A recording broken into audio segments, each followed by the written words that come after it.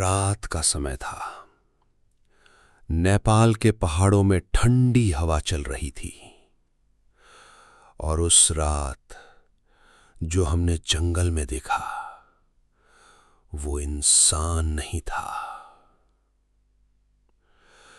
ये कहानी नेपाल के एक छोटे से पहाड़ी गांव की है, जहां आज भी लोग रात होने के बाद जंगल की तरफ नहीं जाते, क्योंकि वहां कुछ ऐसा रहता है जो इंसानों को उनके नाम से बुलाता है।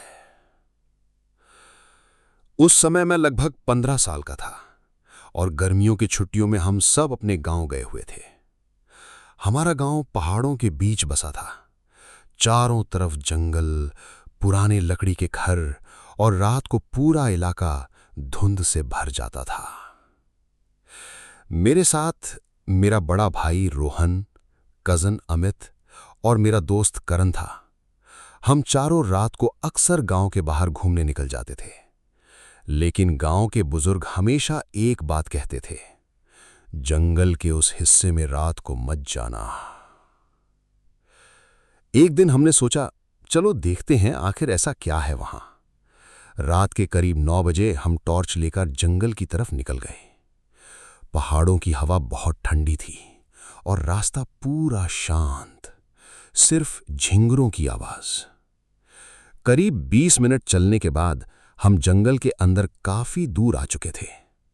तभी करण अचानक रुक गया। उसने धीरे से कहा, तुम लोगों ने सुना? हम सब रुक गए और तभी दूर जंगल के अंदर से किसी औरत के रोने की आवाज आने लगी, बहुत धीमी लेकिन साफ। अमित डर गया और बोला, चलो वापस चलते हैं। लेकिन मेरा भाई हंसने लगा, शायद कोई जानवर होगा। हम आगे बढ़ते गए, लेकिन जैसे जैसे हम अंदर जा रहे थे, जंगल और ज्यादा शांत होता जा रहा था। इतना शांत कि अपनी सांसों की आवाज भी सुनाई दे रही थी। तभी मेरी टॉर्च अचानक बंद हो गई, फिर करण की भी बंद हो गई और अब सिर्फ रोहन के हाथ में एक टॉर्च बची थी।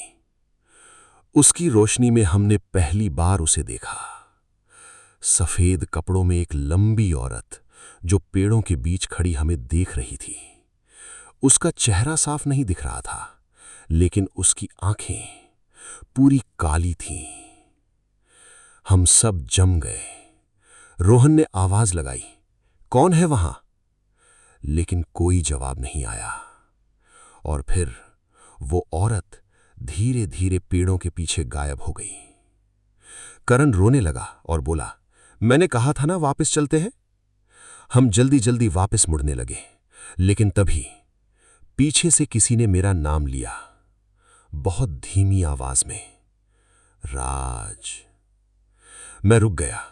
मेरे दोस्त आगे बढ़ चुके थे, लेकिन आवाज बिल्कुल मेरे पीछे से आई थी। मैंने धीरे से पीछे मुड़कर देखा और जो मैंने देखा आज तक नहीं भूल पाया। वही औरत अब मेरे बिल्कुल पीछे खड़ी थी। उसका चेहरा इस बार साफ दिख रहा था, लेकिन वो इंसान जैसा नहीं था। उसकी मुस्कान बहुत अजीब थी और उसकी आंखें पूरी काली। वो धीरे से बोली, इतनी जल्दी जा रहे हो? मैं डर के मारे चिल्लाया और भागने लगा।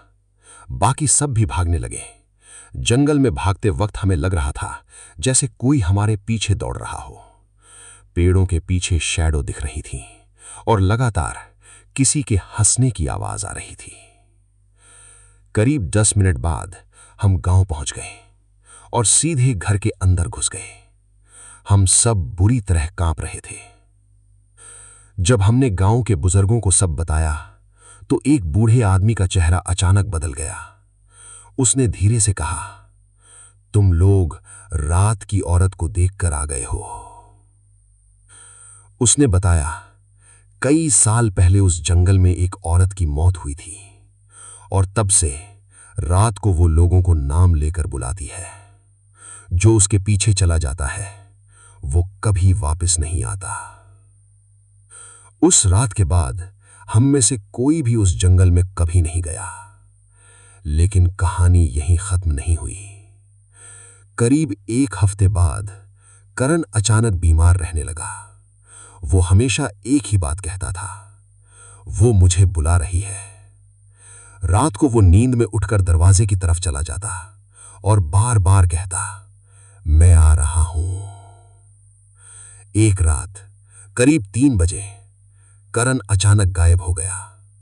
पूरा गांव उसे ढूंढता रहा, लेकिन वो कभी नहीं मिला। बस जंगल के अंदर एक जगह उसकी चप्पल मिली थी और मिट्टी पर किसी औरत के पैरों के निशान। आज भी नेपाल के उस गांव में लोग कहते हैं, अगर रात को जंगल से कोई तुम्हारा नाम ले तो कभी जवाब मत देना, क्योंकि खामोश रात में कुछ आवाजें इंसानों की नहीं होती।